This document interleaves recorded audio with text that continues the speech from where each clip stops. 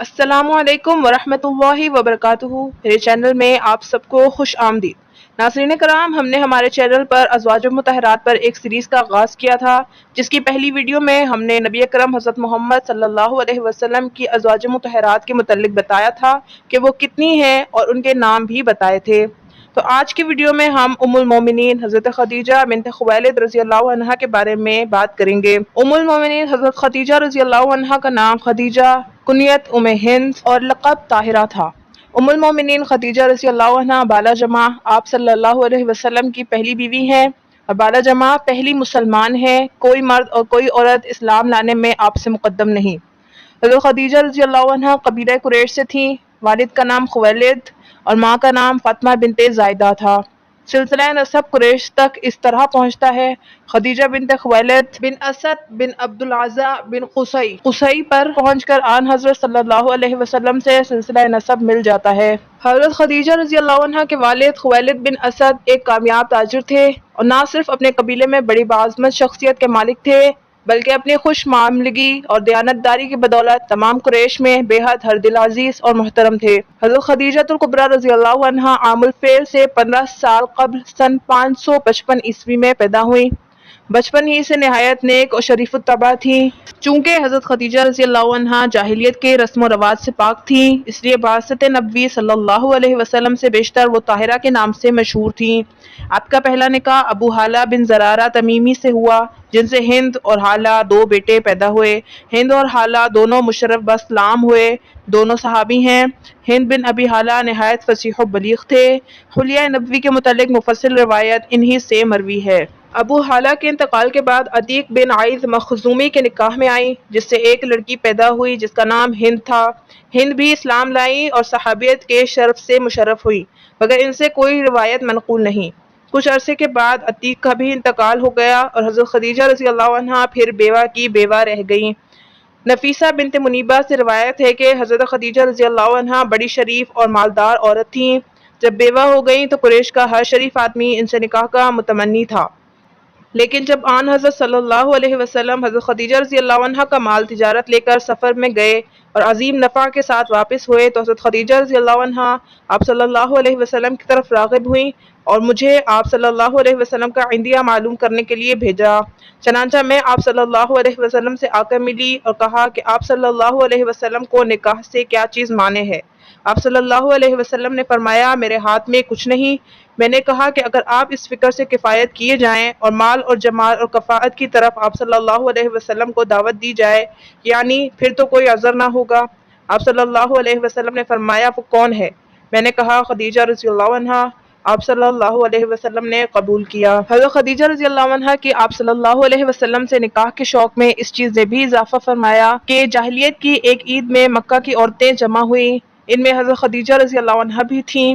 دیکھتی کیا ہیں کہ یکایک ایک شخص نمودار ہوا اور با آواز بلند یہ ندا دی، اے عورتوں، تمہارے شہر میں عنقریب ایک نبی ظاہر ہوگا جس کا نام احمد ہوگا۔ جو عورت تم میں سے اس کی بیوی بن سکے تو وہ اس کو ضرور کر گزرے۔ سب عورتوں نے اس ندا دینے والے کے سنگریز مارے، مگر حضرت خدیجہ رضی اللہ عنہا نے کوئی سنگریزہ نہیں مارا بلکہ سن کر خاموش ہو گئیں۔ حضرت خدیجہ رضی اللہ عنہا کا قلب پہلے ہی سے اس سعادت کے حصول میں تمناؤں اور آرزوؤں کا جولا نگاہ بنا ہوا تھا، جبکہ حضرت خدیجہ رضی اللہ عنہا کا نبی اکرم صلی اللہ علیہ وسلم سے نکاح کے متعلق ابن اسحاق کی روایت میں ہے کہ حضرت خدیجہ رضی اللہ عنہا نے آپ صلی اللہ علیہ وسلم کے تمام حالات سفر اور راہب کا مقولہ اور فرشتوں کا آپ صلی اللہ علیہ وسلم پر سایہ کرنا ورقہ بن نوفل سے جا کر بیان کیا۔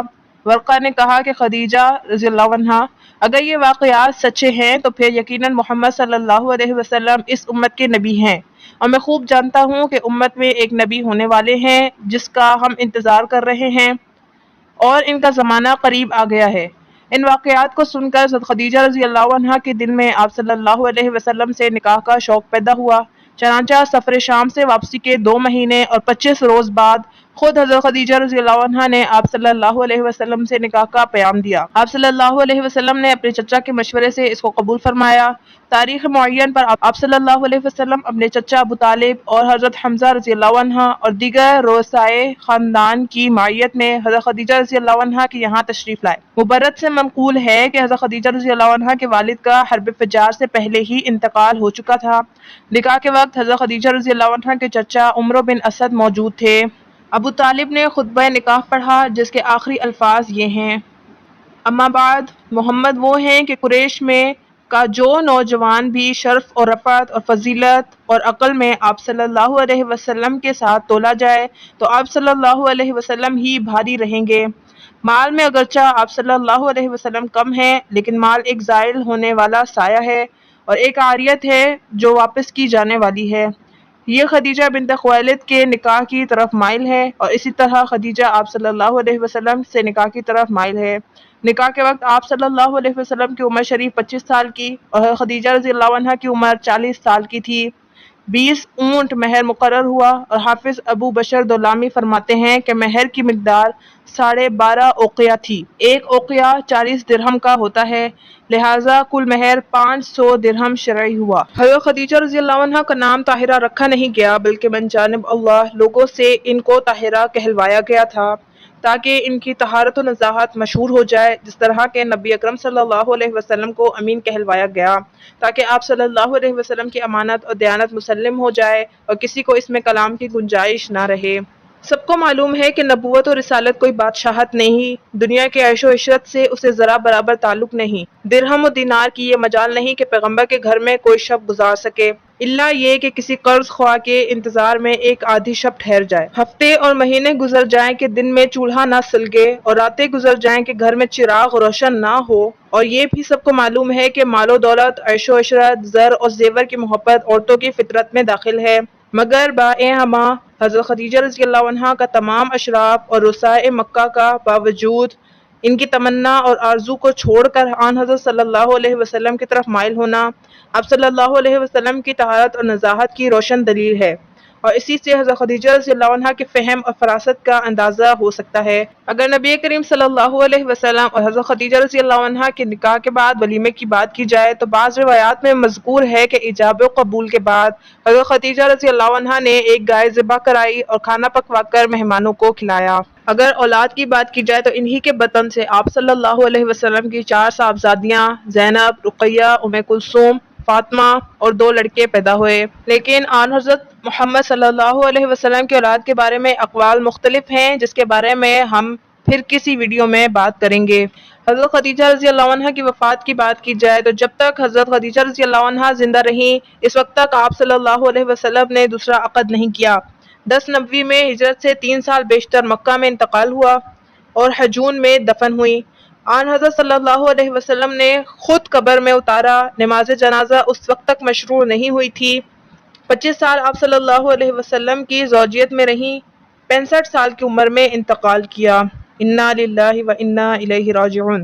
حضرت خدیجہ رضی اللہ عنہ کے فضائل کی اگر بات کی جائے تو بخاری اور مسلم میں ابو ہریرہ رضی اللہ عنہ سے روایت ہے کہ ایک مرتبہ جبریل امین علیہ السلام آپ صلی اللہ علیہ وسلم کی خدمت میں حاضر ہوئے اور عرض کیا، یا رسول اللہ، یہ خدیجہ رضی اللہ عنہ آپ صلی اللہ علیہ وسلم کے لیے کھانا لیے آ رہی ہیں۔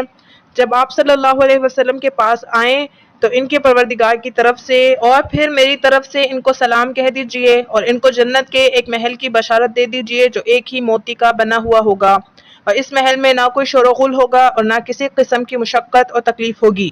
یہ بخاری اور مسلم کی روایت تھی۔ نسائی کی روایت میں ہے کہ حضرت خدیجہ رضی اللہ عنہا نے یہ سن کر جواب دیا، تحقیق اللہ تعالیٰ خود ہی قدوس اور سلام ہے، یعنی اللہ پر کیا سلام بھیجا جائے، البتہ اے جبریل آپ پر سلام ہو، اور یا رسول اللہ صلی اللہ علیہ وسلم آپ پر بھی اللہ کا سلام ہو اور اس کی رحمتیں اور برکتیں آپ پر نازل ہوں کہ جن کے طفیل میں مجھ پر یہ رحمتیں اور برکتیں نازل ہو رہی ہیں۔ ابن سنی کی روایت میں اس قدر اور اضافہ ہے کہ اس پر بھی سلام ہو جو اس کو سن رہا ہو سوائے شیطان کے۔ حافظ ابن القیم فرماتے ہیں کہ حق تعالیٰ جل شانہ کا کسی کو سلام کہلا کر بھیجنا یہ وہ فضیلت اور منقبت ہے کہ جس میں حضرت خدیجہ رضی اللہ عنہا کا کوئی شریک اور سہیم نہیں۔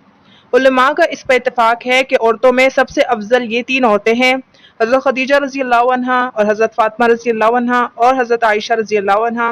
लेकिन इसमें इख्तिलाफ है कि इन तीन में कौन अफजल है। ये थी हज़रत खदीजा रज़ी अल्लाह अन्हा के मुतल्लिक़ मुख्तसर सी वीडियो।